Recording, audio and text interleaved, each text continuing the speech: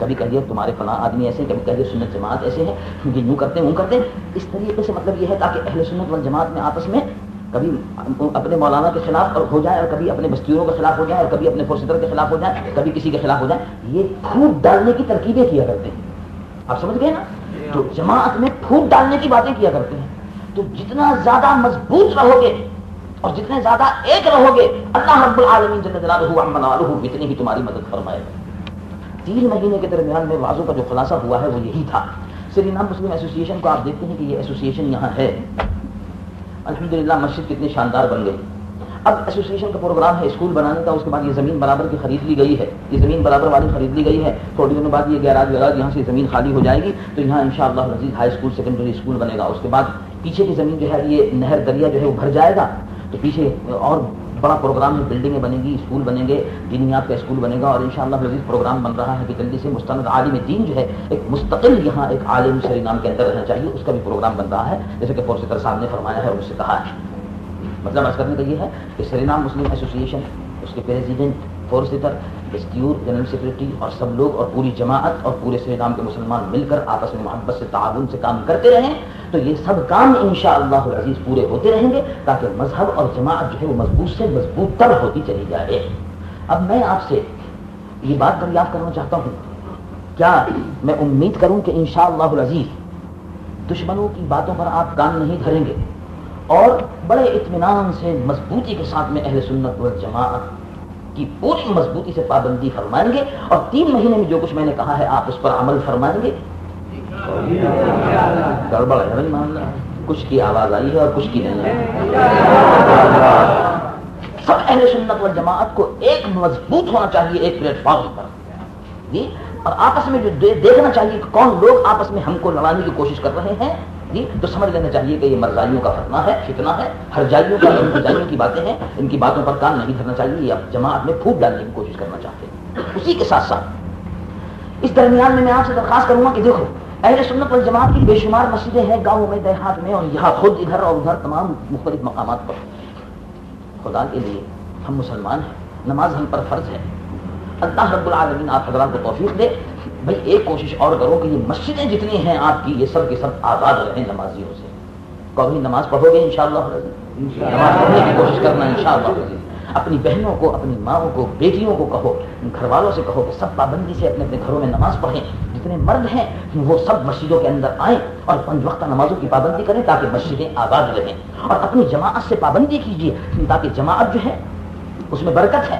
اور اپنی ایسوسیاسی سے تعاون کیجیے، اپنی جماعتوں سے جہاں جہاں لوگ اور ہیں وہ تعاون کریں تاکہ ایسوسی ایشن جو کام کر رہی ہے، جو پروگرام بنا رہی ہے، جو کام کرنے والی ہے، اللہ تعالیٰ اس میں اور ترقیاں عطا فرمائے.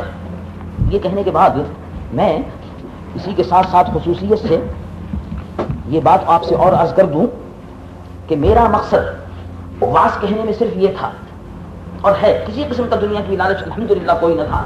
صرف یہ تھا کہ اہل سنت والجماعت ایک رہیں اور مضبوط رہیں. بس اتحاد رہنا چاہیے، عقیدے کا اتحاد ہو، عمل کا اتحاد ہو، ہر بات میں اتحاد ہو. مضبوطی کے ساتھ میں آپ شانے سے شانہ ملا کر ایک دوسرے سے دل سے دل ملا کر شانے سے شانہ ملا کر مضبوطی کے ساتھ میں چلیں. اور اللہ نے اور اس کے پیارے حبیب مصطفیٰ صلی اللہ علیہ وسلم نے جو کچھ قرآن میں اور حدیث میں فرمایا ہے اس پر عمل کرنے کی کوشش فرمائیے. اللہ تعالیٰ اس میں برکت عطا فرمائے گا. میں بریک لگانے کی کوشش کر رہا ہوں، اس لیے بریک لگا دیا. مسئلے پہ مسئلہ نہیں نکالا میں نے ابھی. ہمارے جو بزرگ 80 سال ہو گئے یہاں مسلمانوں کا، 80 ہو گئے جی، 80 قریباً 80 سے کچھ اوپر مطلب. ہمارے جو بزرگ میاں صاحب بھائی میرے بھیا یہاں جو آئے تھے، وہ بزرگ یہاں آئے تھے، ان کے پاس کچھ نہ تھا. کیوں بھائی؟ کچھ تھا؟ کچھ نہیں. لیکن میں کہتا ہوں آپ سے، ان کے پاس دولت نہیں تھی، پیسہ نہیں تھا، روپیہ نہیں تھا، مکان نہیں تھے، کچھ نہیں تھا، مگر ان کے پاس ایک سب سے بڑی دولت تھی. بولو کیا تھی؟ ایمان. جزاک اللہ، اللہ آپ کو خوش رکھے.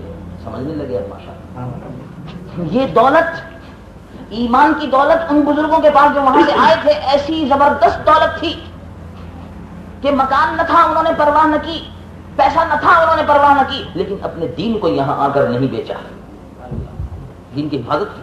اللہ ان سب مرنے والوں پر، ان سب کی روحوں پر اپنی رحمتیں اور برکتیں نازل فرمائے کہ جو پیسہ نہ ہونے کے باوجود ایمان کی حفاظت انہوں نے کی، روپیہ نہ ہونے کے باوجود ایمان کی انہوں نے حفاظت کی، دولت نہ ہونے کے باوجود ایمان کی حفاظت کی.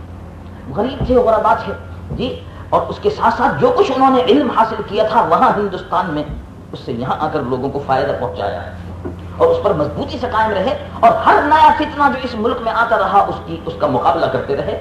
چاہے لوگوں نے ان کو یہ سمجھا کہ کچھ پڑھے ہوئے نہیں ہیں، کچھ نہیں ہیں، میاں جی ہیں، مولوی صاحب ہیں، کیا جانتے ہیں، کچھ نہیں جانتے، لیکن ان میاں جی نے، ان مولوی صاحب نے اللہ تعالیٰ جو گزر چکے ہیں ان پر اپنی رحمتوں کی برکات فرمائے، اور جو اب موجود ہیں اللہ تعالیٰ ان سب کی عمروں میں برکت عطا فرمائے کہ انہوں نے دین اسلام کو قائم رکھنے میں اپنی جان کی بازیاں ہمیشہ لگا دی الحمدللہ. تو یہ بڑے قابل قدر بات ہے. اور دیکھو جب وہاں سے وہ ہندوستان سے یہاں آئے تو اپنے ایمان کی حفاظت کرتے رہے، ایمان کو کسی قیمت پر نہیں بیچا اور ایمان ساتھ ساتھ لیے ہوئے قبر میں چلے گئے. اور اس زمانے میں مسجدیں نہیں تھیں، اس زمانے میں مسجدیں نہیں تھیں. اس زمانے میں مسجدیں جو تھیں، اس زمانے میں جو مسجدیں تھیں وہ چھپر اور پھوس کی مسجدیں تھیں. کیوں صاحب یہی تھا نا، چھپر اور پھوس کی. بیچارے غریب تھے تو چھپر پھوس جمع کر کے اور بنا لیا کرتے تھے. یہ سب باتیں میں آپ سے جو کہہ رہا ہوں مجھے تو معلوم نہیں تھی، لیکن کیونکہ بہت سی جگہوں پہ جا چکا ہوں نا جہاں ہمارے بھائی مثلا موریشس میں، میڈغسکر میں، ریونین میں، یہ سب ادھر فجی وغیرہ آئیلینڈ میں بہت سے ہمارے ہندوستان پاکستان کے جو بھائی گئے ہوئے ہیں اور بسے ہیں وہاں، انہوں نے یہی کیا. اور یہاں بھی تقریباً یہی کیا ہوگا، ایک سے ہی حالات سب کے ہیں. بی جی وغیرہ میں جگہ چھپر کی مسجدیں بنائی اور اسی میں اپنا نماز کو اور دین کی حفاظت کے ساتھ میں برابر چلتے رہے. تو دیکھو چھپر کی مسجدیں تھیں لیکن ایمان ان کا کتنا مضبوط تھا. آج تم نے اور میں نے اور ہم نے سب نے مل کر کاہے کی مسجدیں بنائی ہیں؟ سیمنٹ کی. کیوں بھائی سیمنٹ کی ہے نا، کنکریٹ کی ہے، کنکریٹ کی ہے، لوہا اس میں لگا ہوا ہے، لوہا ہے نا. تو جیسی یہ مسجدیں مضبوط بنائی ہیں اب تم نے لوہے کی اور سیمنٹ کی، ایسا ہی مضبوط ایمان کر لو اب، اور ایسا ہی مضبوط ایمان ہو کہ زندگی میں صبح و شام اٹھتے بیٹھتے یہ سمجھ لو کہ ہمارے جو بزرگ وہاں سے جس ایمان اور جس اسلام کو لے کر آئے تھے اسی ایمان اور اسلام پر ہم انشاءاللہ العزیز ایسے ہی قائم رہیں گے جیسے مضبوط سیمنٹ پر ان مسجدوں کی سب مسجدوں کی بنیادیں ہیں. اللہ تعالیٰ اسی ایمان پر ہمیں اور تم کو سب کو قائم رکھے، کہو آمین. اور اسی ایمان پر قائم رہنا، کہو انشاءاللہ. ایسا ہی مضبوط عقیدہ، جی کنکریٹ عقیدہ، بالکل فولاد سے بھی زیادہ سخت عقیدہ ہونا چاہیے. اب اسی کے ساتھ ساتھ دامن رسول صلی اللہ علیہ وسلم اللہ تعالیٰ نہ چھڑائے اور حضور کی محبت پر ہمارا اور تمہارا سب کا خاتمہ فرمائے. اب ذرا سنو، پھر جب میں کہتا ہوں جب میں کہوں تو پھر میرے ساتھ پڑھ لینا اور اس کے بعد آواز ختم. پھر اگر زندگی باقی رہی اور زندہ رہا. ویسے ایک بات ہے، فورسٹر صاحب سے میں نے یہ کہا ہے کہ اگر موقع آ جائے جی تو فورسٹر صاحب کہہ رہے تھے کہ آپ جلدی آئیے. وہ تو بیچارے یہ فرمائے تھے کہ آپ اگلے برس فوراً آ جائیے. برابر یہ ان کی محبت ہے. اور سبھی بھائی فورسٹر صاحب ہیں، سیکورٹی صاحب ہیں، مولوی کرامت خان صاحب ہیں، جناب مولوی حفیظ خان صاحب ہیں، بستیور لوگ ہیں اور تمام جماعت کے اور اہل سنت والجماعت سب بھائی مجھ سے کہتے ہیں آپ اور رک جائیے، آ جائیے. آج ایک چھوٹی بچی مجھ سے ملنے کے لیے آئی، بیچاری ہوگی کوئی 9-10 برس کی بچی، تو وہ مجھ سے لپٹ گئی، برابر میں کھڑی ہو گئی، کہنے لگی آپ مولانا نہ جائیے ابھی. تو مجھے بڑا خیال آیا، میں نے کہا دیکھو بچی ہے بیچاری لیکن کتنی محبت سے کہہ رہی مولانا آپ اپنے ملک واپس نہ جائیے. میں نے کہا کہ دیکھو جلدی واپس جانا چاہیے، میری بیوی ناراض ہو جائے گی، پٹائی کرے گی. ہنسنے لگا، وہ بھی بیچاری ہنسنے لگی. خیر تو میں نے کہا مطلب عرض کرنے کا یہ ہے کہ فورسٹر صاحب کی محبت ہے یہ اور آپ سب حضرات کی کہ وہ مجھ سے کہتے ہیں کہ آپ آئیے. لیکن میں نے بہرحال معذرت کر دیا. میں نے کہا کہ اگلے سال تو نہیں آ سکوں گا، اس لیے کہ بھائی آپ جانتے ہیں نا کہ افریقہ ہے، یہ ہے وہ ہے، سیلون برما ملائن، اس لیے یہاں وہاں جانا پڑتا ہے دوروں پر. تو میں نے کہا کہ انشاءاللہ 1-2 سال بعد انشاءاللہ جب موقع ملے گا حاضر ہو جاؤں گا. لیکن یہ میں نے کہہ دیا فورسٹر صاحب سے، تم بھی یاد رکھنا بھائی، اگر کسی وقت میں کسی بھی ملک میں ہوں اور مجھ کو تار مل جائے کہ میری یہاں ضرورت ہے بحث کرنے کے لیے، مناظرہ کرنے کے لیے، دین اور مذہب کی حفاظت کے لیے، تو انشاءاللہ العزیز 1 ہفتے کے اندر یہاں پہنچ جاؤں گا انشاءاللہ 1 ہفتے میں. یہ میں نے وعدہ کر لیا فورسٹر صاحب سے اور تمہارے سامنے اس کو بیان کر دیتا ہوں. کسی قسم کی گھبراہٹ نہ ہو، اپنے ایمان اور اپنے عقیدے کو مضبوط رکھو. انشاءاللہ العزیز ہر قدم پر فتح تمہاری ہے، اس لیے کہ تمہارے ہاتھ میں دامن ہے سچے اور پیارے نبی سید العالمین محمد رسول اللہ صلی اللہ علیہ وسلم کا. اس دین کی حفاظت احمد نورانی سے نہیں ہو رہی ہے، 1400 برس سے اس دین کی حفاظت اللہ رب العالمین کر رہا ہے. 1400 برس سے یہ دین آ رہا ہے، 1400 برس سے جی 1400 برس سے یہ دین ہے جس کو میرے پیارے مصطفیٰ صلی اللہ علیہ وسلم نے پھیلایا ہے. 1400 برس سے رب العالمین اس کی حفاظت کر رہا ہے اور اس دین کے خادم پیدا ہوتے رہتے ہیں. احمد نورانی جیسے ہزاروں آتے رہتے ہیں جاتے رہتے ہیں. دین اپنی جگہ پر باقی ہے اور یہ پھونکوں سے یہ چراغ بجھایا نہیں جائے گا. رب العالمین فرماتا ہے دیکھو قرآن شریف میں ایک آیت سن لو بھائی. مسئلے پہ مسئلہ نکل آیا بڑی مشکل. چلو بھائی ایک آیت سنا دیتا ہوں جاتے جاتے. رب العالمین جل جلالہ وعلا والہ قرآن میں ارشاد فرماتا ہے هو الذی یریدون لیطفئوا نور اللہ بافواہہم. یریدون لیطفئوا. مجھ کو اصل میں شوق ہے قرآن شریف پڑھنے کا اور مجھے عشق ہے جسے کہتے ہیں نا عشق اور محبت. دل چاہتا ہے قرآن شریف پڑھا کروں اور دل چاہتا ہے کہ لوگوں کو سنایا کروں.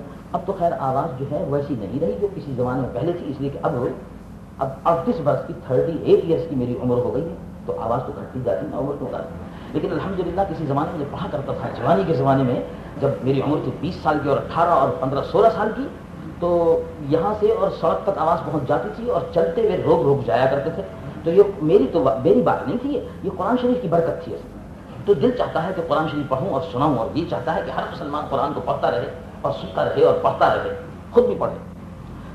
تو حضور پر نور آقا دو جہاں ختم مرتبہ سید العالمین مصطفیٰ صلی اللہ علیہ وسلم کے متعلق رب العالمین فرماتا ہے کہ یریدون لیطفئوا نور اللہ بافواہہم واللہ متم نورہ ولو کرہ الکافرون. لوگ یہ کوشش کرتے ہیں, لوگ یہ چاہتے ہیں کہ نور محمدی کو اپنی پھونکوں سے بجھا دیں, چراغ کو بجھا دیں. یریدون لیطفئوا نور اللہ بافواہہم. ابو جہل کوشش کرتا رہا, مکے کے کافر بڑے بڑے کوششیں کرتے رہے کہ دین محمدی کے چراغ کو گل کر دیں.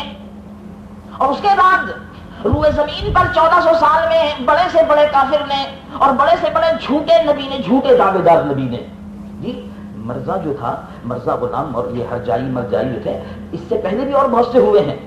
ہاں برساتی کیڑے برساتی مینڈک کی بہت ہوئے ہیں لیکن سب ختم ہوتے چلے گئے. یہ بھی تھوڑے دن کی بات ہے, تم دیکھ لینا سب ختم ہو جائیں تھوڑے دن کی بات. دین محمدی نور محمدی سے عالم میں اجالا رہے گا اور دشمنوں کا چراغ ہمیشہ گل ہو جایا کرے گا, کوئی بجھا نہیں سکتا نور محمدی کو.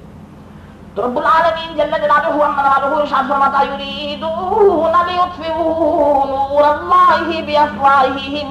لوگ یہ کوششیں کرتے ہیں کہ نور محمدی کو اپنے پھونکوں سے بجھا دیں, لیکن کیا ہوگا رب العالمین فرماتا واللہ متم نورہ ولو کرہ الکافرون. اللہ رب العالمین سارے عالم میں, ساری دنیا میں, سارے کونوں میں نور پاک مصطفیٰ صلی اللہ علیہ وسلم دین مصطفیٰ سے اجالا کر کے رہے گا. کسی کی پھونک سے چراغ محمدی بجھ نہیں سکتا, نہیں بجھ سکتا. یہ دین 1400 سال سے روشن ہے اور نام مصطفیٰ 1400 سال سے بلند ہے. اللہ رب العالمین نے اس کو بلند کیا ہے, ہمیشہ بلند رہے گا انشاءاللہ. اسی لیے ہم کہتے ہیں